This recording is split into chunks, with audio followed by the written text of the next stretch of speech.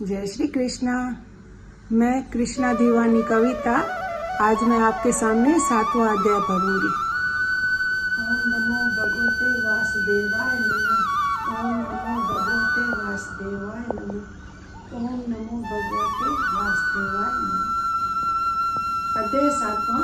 श्री कृष्ण भगवान बोले, हे पार्थ, मुझ में मन लगा करके मेरे ही आश्रय होकर योगाभ्यास करते हुए मेरे स्वरूप का संशय रहित पूर्ण ज्ञान होगा। सो सुनो, वह पूर्ण ज्ञान में तुम्हें मैं सुनाता हूँ, जिसके जानने से तुमको इस लोक में कुछ भी जानना शेष नहीं रहेगा। सहस्त्र मनुष्यों में से कोई एक सिद्धि प्राप्ति के लिए यत्न करता है। उस यत्न करने वाले सिद्धों में से भी कोई भी मुझे ठीक से जान पाता है। पृथ्वी, जल, अग्नि, वायु, आकाश, बुद्धि और अहंकार, ये 8 प्रकार की प्रकृति है, माया है। इस प्रकृति को हम जड़ कहते हैं। और हे महाभाव, इससे दूसरी प्रकृति है जो चेतन है, जिसने संपूर्ण जगत को धारण किया है। इन्हीं दोनों प्रकृतियों से सब प्राणी उत्पन्न होते हैं। ऐसा जानो, यह प्रकृतियां मुझ में ही उत्पन्न हुई है। इस प्रकार जगत की उत्पत्ति और प्रलय का कारण मैं ही हूँ। हे धनंजय, धागों से जिस प्रकार मणि पिरोई जाती है, माने माला पिरोई जाती है, उसी भांति यह संसार मुझ में ही गुंथा हुआ है। मुझ में ही गुंथा हुआ है, मुझसे ही परे कुछ भी नहीं है। हे कुंती पुत्र, जल में रस मैं ही हूँ, चंद्रमा सूर्य में प्रकाश मैं ही हूँ, सब वेदों में प्रणव मैं ही हूँ, आकाश में शब्द तथा पुरुषों में पौरुष भी मैं ही हूँ। हे अर्जुन, पृथ्वी में जो सुगंध है तथा अग्नि में जो तेज है, वो भी पार्थ मैं ही हूँ। संपूर्ण प्राणियों में सनातन बीज रूप मुझको ही जानना। बुद्धिमानों में ये बुद्धि रूप और तेजस्वियों में तेज भी मैं ही हूँ। हे अर्जुन, काम और रोग रहित बलवान पुरुषों का बल और पुरुषों में धर्म के विरुद्ध न जानने वाला कर्म भी मैं ही हूँ। जिसने सात्विक, राजस, तामस पदार्थ हैं, वे सब मुझसे ही उत्पन्न हुए हैं, परंतु उनमें मैं नहीं रहता हूँ। ये सब मुझ में है। सत्य, रज, तम, ये तीनों गुणों के प्रभाव से यह सारा संसार मोहित रहता है। इस कारण इससे परे मुझे अव्यय परमात्मा को नहीं जानता। मेरी यह गुणमयी और दिव्य माया अत्यंत दुष्कर है। जो मुझको अनन्य भाव से भजते हैं, वे इस माया को पार कर जाते हैं। जो पापी, मूढ़, नराधम माया ने जिनका ज्ञान हर लिया है और आसुरी भाव ग्रहण किए हुए हैं, वो मुझको नहीं पाते हैं। हे भारत श्रेष्ठ अर्जुन, 4 प्रकार के जीव मुझको भजते हैं। दुखिया, जिज्ञासु, ऐश्वर्य की कामना करने वाला और ज्ञानी।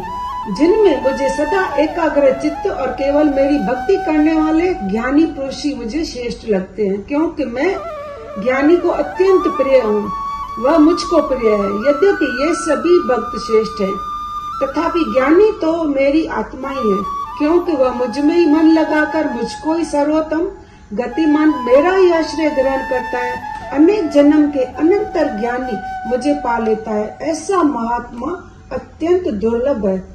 जो सब जगत को वासुदेवमय समझता है, अपनी अपनी प्रकृति के नियम के अनुसार मनुष्य भिन्न भिन्न काम वासनाओं के अज्ञान में डूब करके उन फलों की चाहना से अन्य देवताओं के अधीन होकर उनकी उपासना करते हैं। हे अर्जुन, जो भक्त श्रद्धा पूर्वक जिन जिन देवताओं का पूजन करना चाहते हैं, उन पुरुषों की भी उस श्रद्धा को मैं दृढ़ कर देता हूँ, और वह इस श्रद्धा से युक्त होकर उस देवता की आराधना करते हैं।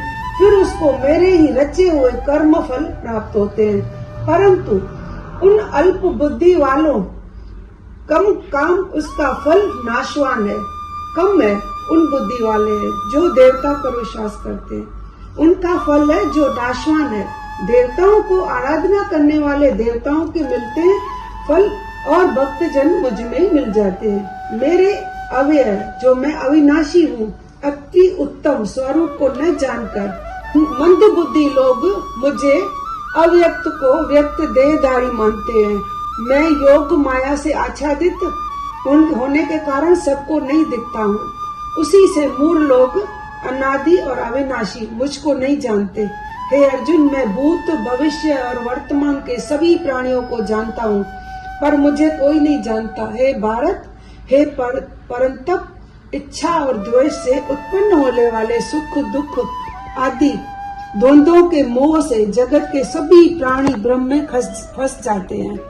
जिन पुण्यात्माओं के पाप नष्ट हो गए हैं, वह पुरुष द्वंद्व के मोह से छूट करके और पक्का निश्चय करके मेरी जो भक्ति करते हैं, जो मेरा आश्रय लेते हैं, वो जन्म मरण वो दुख दूर करने में अथक प्रयत्न करते हैं। वे पुरुष ब्रह्म, आत्मज्ञान और संपूर्ण ज्ञान को जानते हैं, जो अधिभूत, अधिदेव और अधियज्ञ इन सब में व्यापक मुझे ही जान पाते हैं। वे समाधिष्ट पुरुष मरण काल में मुझको ही जानते हैं।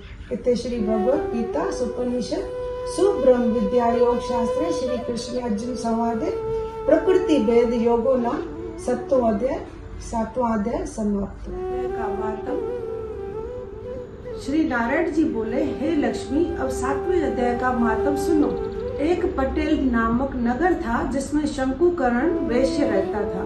व्यापारी वह व्यापार करने को नगर के बाहर कहीं परदेश को जा रहा था। रास्ते में शंकुकर्ण को एक नाग ने डस लिया, जिससे वह मर गया।